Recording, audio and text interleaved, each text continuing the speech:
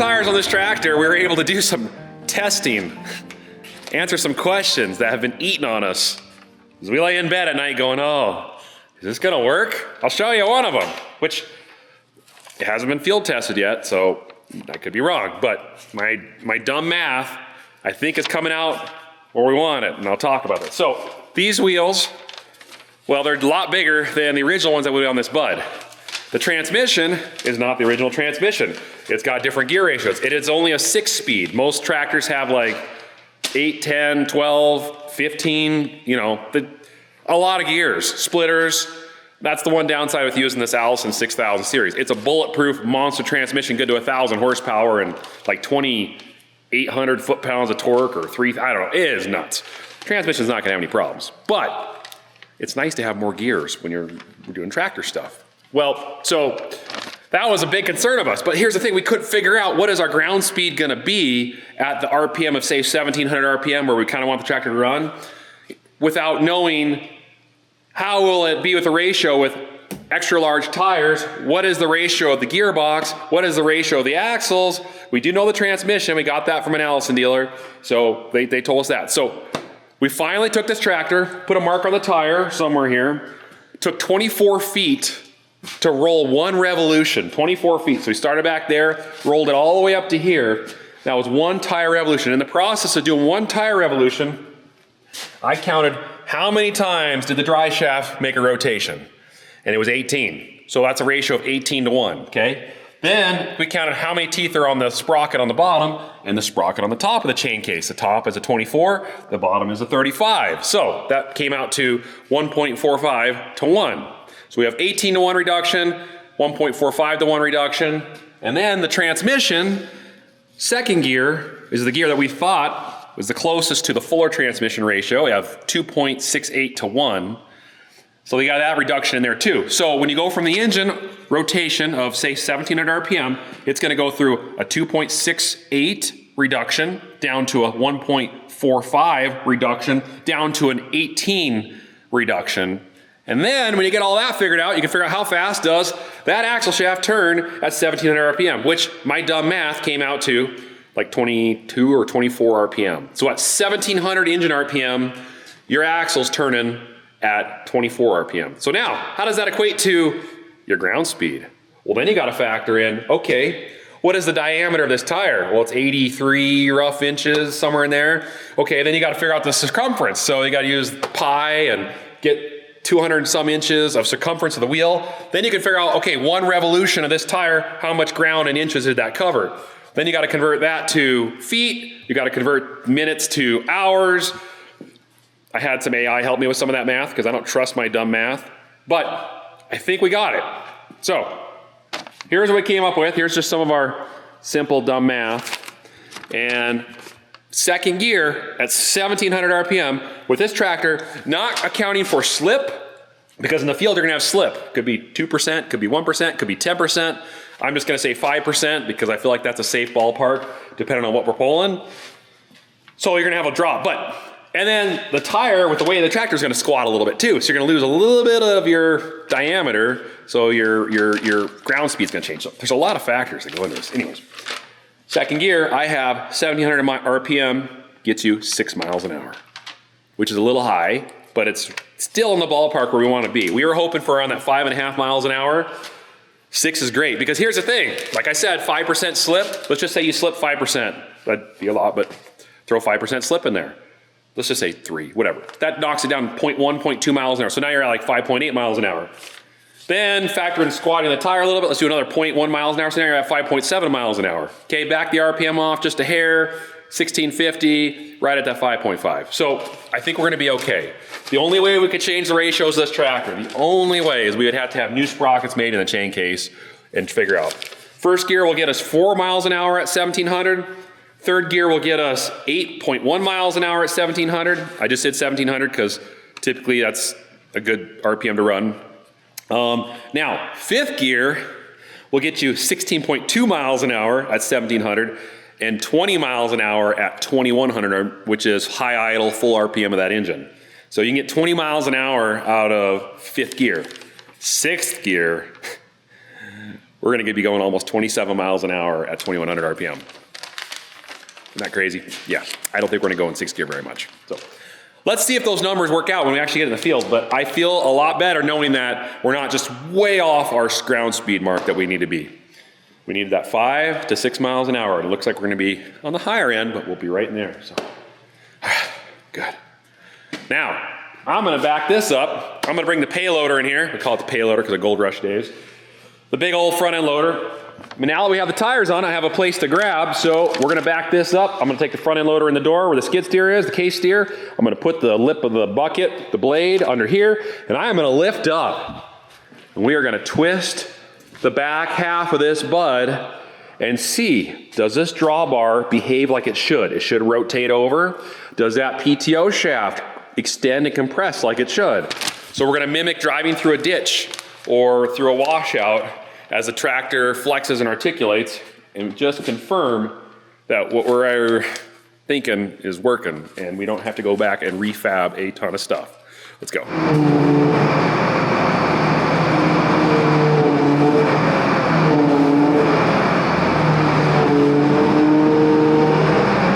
That's still moving.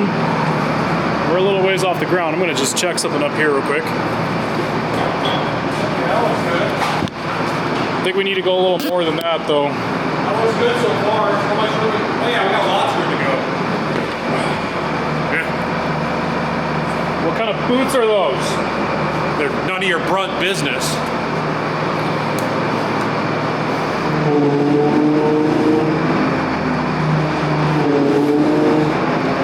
Plenty of room in this thing. Still has some slop in it, which is good. You want a little bit of slop so it's not binding.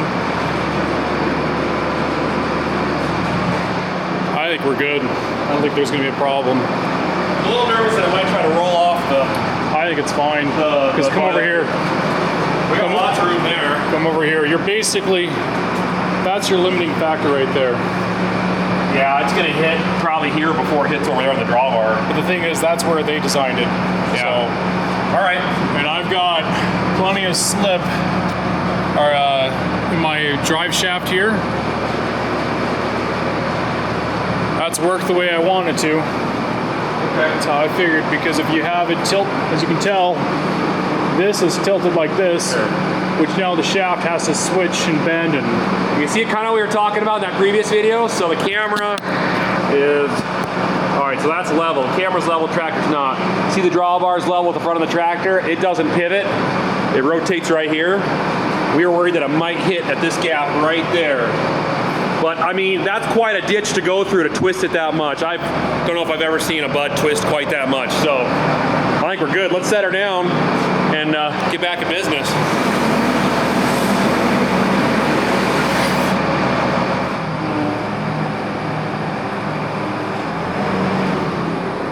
it's tight, but it fits.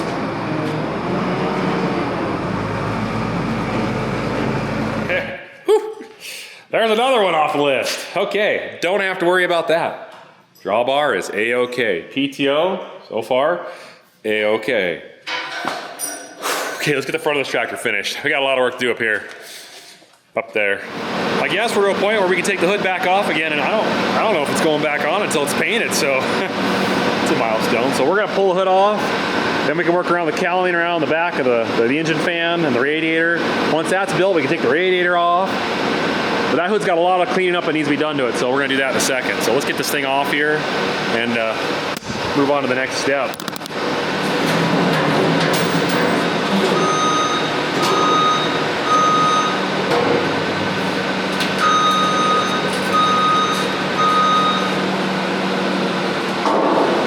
I've been out of the picture for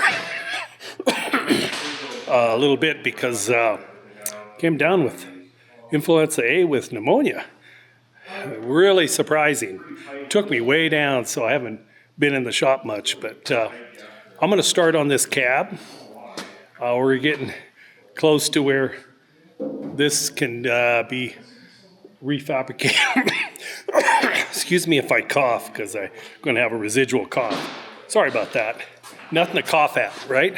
So what I got going on here is we've pretty much stripped the cab We got to do a few modifications, cover up some holes, re-weld, stuff like that. But we have this bench we're keeping because this is great for having grandkids or any other passenger sit here. There's lots of room. It's like our Series 1. Actually, there's a really good room. It's very comfortable to sit on this. This will have padding, of course, insulation, noise reducing pad on it. But the seat will sit here, slide. When it slides back, it'll just come close to touching this. What we want to do is they took the floor and they raised it here because they had the brake pedal there and the clutch. Well, we're going to extend the bottom of this cab. So we're going to go ahead and I'm going to cut this all along here, but I'm going to stitch cut right along there enough that I can bend that down and then re-weld it, and that'll become the rest of this floor. So this is going to give us about another foot of room this way. This cab is actually longer than the Series 2 cruiser cab and Series 3. It's actually probably, what did I think, 9 inches longer.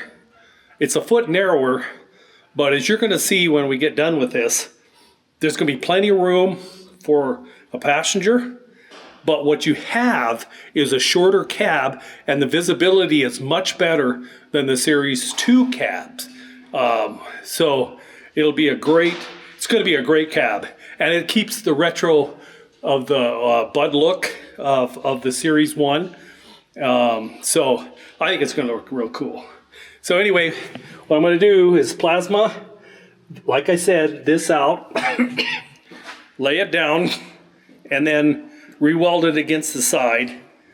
And then we'll figure out where the seat will go forward and then where the steering wheel will be, so that then we'll form the dash, the swept back dash, similar to the Series 1 or Series 2. A few other things we'll need to do in here, but it's going to look good. All right, let's get plasma.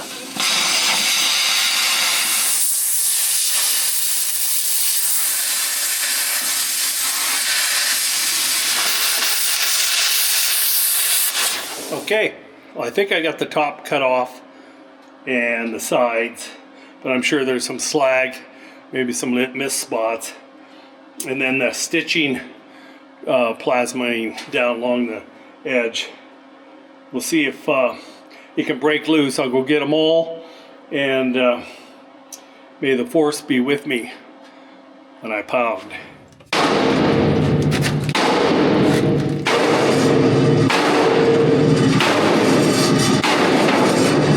Okay, the stitching broke there, which is fine. I can pull it up, but it did follow all the way to this wall, so we just have to cut this off and then plate along there to attach the bottom, and then weld all the side together. And excuse me. Whoa,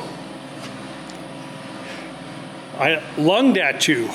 All right, let's take a look and see what I need to prop up and weld. Okay, I've got it spot welded, and then using the level to get it relatively flat. And now I'm just gonna weld the seam, weld across here and there, and then this bottom plate for the floor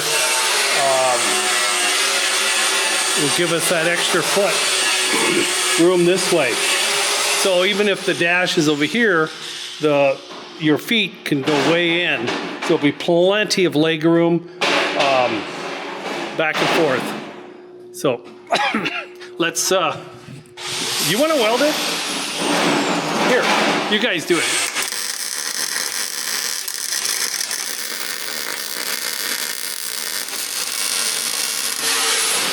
Well, I'm working on the cab, and I gotta fill that hole where used to be the manual transmission shift lever was comes up through the floor. Don't need it anymore. So I'm going to take this round piece I plasmaed out and I'm going to place that in there. I've got more grinding to do to smooth out the areas where I cut this old dash out. I've got to plate that front there. That's kind of what I'm going to do. Clean up all the holes. I got that hole to patch. There's a couple other holes around that I got to fix, and then clean this all up, and then we'll probably put the seat in to see how far the seat goes back and forth, to determine kind of where the dash is going to be. And then we've got the hand pump, the hand steering pump coming today. So then we can mock up the steering wheel about where we want to go and how to mount it down in that area of the cab, because that's going to be attached to the cab, so you can just jack it up anytime you want without having to hook any hoses or any lines. And that's what's awesome about this compared to other that people commented that other tractors you could jack up. This one here, no disconnect of any lines, electrical lines, air conditioning lines. It's just if you have to get underneath there, you just go ahead and power jack it up and then do whatever you need to fix or look at or wash or whatever. And then just set the cab back down again and we're good to go. Yeah. All right, so let me see if I can glue that hole and make it whole again. I should have holed out on that for a while.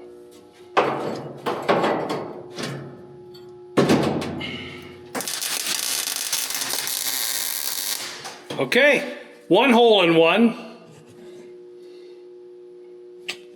I think that's above par for this old guy. All right, many more to go. So we're gonna turn this holy cab into a sealed cab so it can be pressurized and keep the dust out and noise and make it look nice. All right, on to the next one. All right, I have the bottom panel for the front of that bottom lower cab. Right here I got it set up. I got where I can run the plasma along a straight edge, so I should be able to get a nice cut when we get done. So where do you guys want to watch from? How about right here? Can you see over here?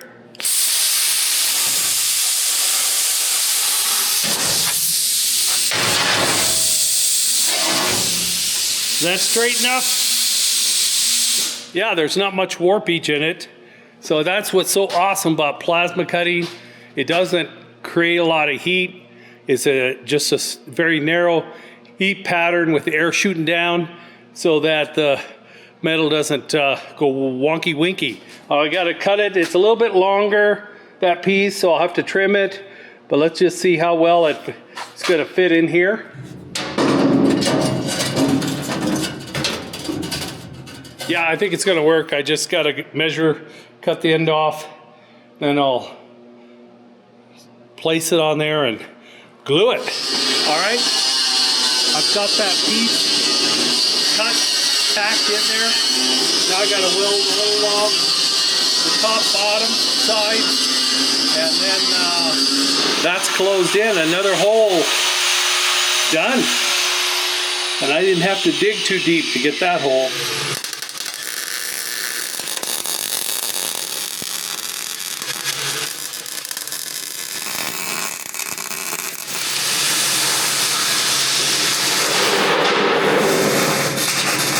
Dad's been working on this cover that I made here. He's been welding on it, grinding on it, cleaning it all up, and it looks pretty good. What I've been trying to do right now is I'm trying to figure out the dash. Obviously, we cut the old one out because we're going to redo it, and we wanted to copy the other cabs on how they were set up. The one problem I'm going to deal with is this cab is a little narrower than the other two cabs we have on the other boats. This is 6 feet wide. 6 feet long, 4 feet wide. The other cabs are like 5 by 5. So if I make the same dash, it won't actually fit in here. So what I was planning on doing is basically mimicking it, and this is what I got come up with. This is the first piece. I'll make another one and then we'll go from there. So this square tubing right here, see this right here? This is going to be the dash. And it's very similar to the other ones, but just not as wide. This will be the top or bottom. So it'll either be up here or it'll be down here, as you can tell. Those two. So I just need to make another one just like this. And by the way, this is exactly what Big Bud did. So I just copied them. It's kind of crude, but it worked and it's clean. I'm going to take a flat piece, or not a flat piece, but a solid piece, and I don't want to have a weld mark here, here, here, or here, because we're going to have panels that's bolt into it. So what I did, and this is what they did too, is they cut almost all the way through, and then they basically just bent them the way they wanted. So you got a nice clean face in the front. And then they put a little strap here to hold it together. So looks a little crude, but they did it. I'm going to do it too. So yeah, makes sense. So let's make another one of these. So I got 5 inches this way, 12 inches, 12.5 inches, 12 inches, 5 inches. And then I'm going to use a bandsaw to cut through most of it. So yeah, got it? Good.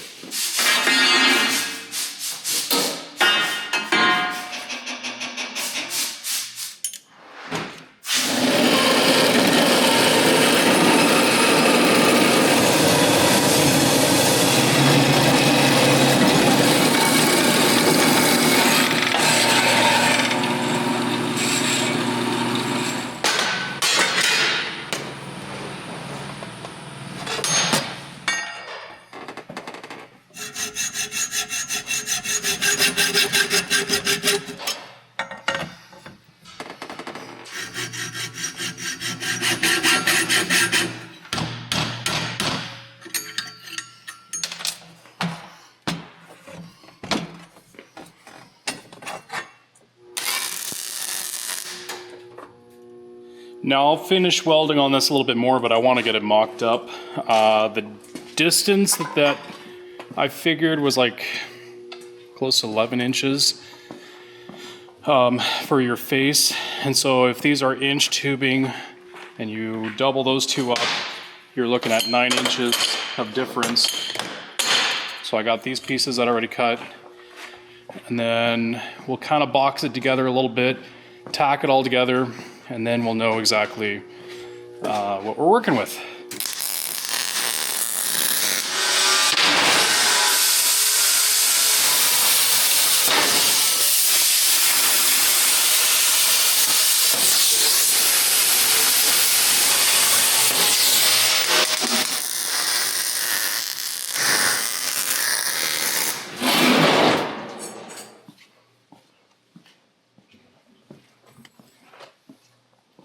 There we go. So basically, it's mocked up. It's not all welded together. It's just tacked. I think I got the right height that I want to put it in. I got the right angle. I measured off the other buds to see what they did. Right here is where the steering wheel would bolt to. And that height from here to the floor is about almost exactly the same. The next step that I got to do is after this is mocked up, and we will weld it into the cab, but not just yet. Now that it's mocked up, I got to figure out where to cut a hole for my hand pump to go here.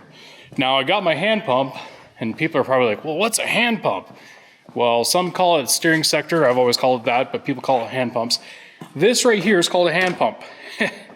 Took a long time to get this. This was specially ordered. And this is like the last major piece to the hydraulic components, and we'll get into the hydraulics soon enough. But this right here is what controls the flow to your cylinders. So these big cylinders that we have built right here, when you turn the steering wheel, it adds fluid to either one and it makes it go either way. You get it? Got it? Perfect. So that unit, I got to make a bracket and modify a bracket right here for it to bolt to, and then I got to get it lined up perfectly with the steering column. I might have to put which I actually have one over here, and I might do it just to be on the safe side. If it's not perfectly lined up, you might have binding issues. You might tear out the bearings on your steering column or wear shafts down or just bad deals. So right here, a lot of you guys know what this is. This came off of like a Chevy pickup in the 70s or so. It's got a little rubber joint there. If there's any little bit of vibration, it'll kind of take the difference out. And the other thing too, is if it's not perfectly lined up, it'll flex a little bit. So I might as well put that on as well. So that'll be on the steering column, and we actually have the steering column here in this box. Ooh, it's pretty. I got to cut that down to the length because that's too long. And yeah, there's a few things to do. But the main thing right now is figure out, will I have enough room from here to here? Will that fit in there? I don't think it'll quite fit. So what I might have to do is I might have to cut this out a little bit, recess that in a little, so that way I can push that hand pump a little bit into the cab. Now it's not going to be in the way of your knees or your legs or anything because it's going to be tucked up underneath the dash. And then some of you might say, you're going to get noise in that cab. A whining sound every time it turns. It's going to vibrate the cab. It's possible, but I don't have any way of putting rubber mounts and making it not do that. I think we're just gonna have to bolt it to the cab and see what happens. Yeah, I know. The other bud, one of them is mounted here on the 600 bud that we have. That's the Series 3, but there's a frame that the cab is actually bolted to, and it's got rubber mounts on the frame. That frame is then bolted to the cab, and that tilts and so forth. So you shouldn't hear much of that sound. And then the Series 2 bud that's over there, they have it down below, and when the cab comes up, it doesn't attach to the cab, and so you probably don't hear it there. So there's a lot of things that I'm not entirely sure how it's going to play out, but we'll see how it goes. Yeah. Lots of figuring, guys. Lots of figuring. But it's looking pretty good. And then I need to cut out a panel here and figure out where my vents are going to be. We got some vents coming that I'll have to modify. Do the same thing that I did in the 600 bud. And then I got to make a plate here and a plate here and a plate here. Yeah, there's a few things to do. But it's looking good, and I'm happy to see that. So yeah, a lot happening.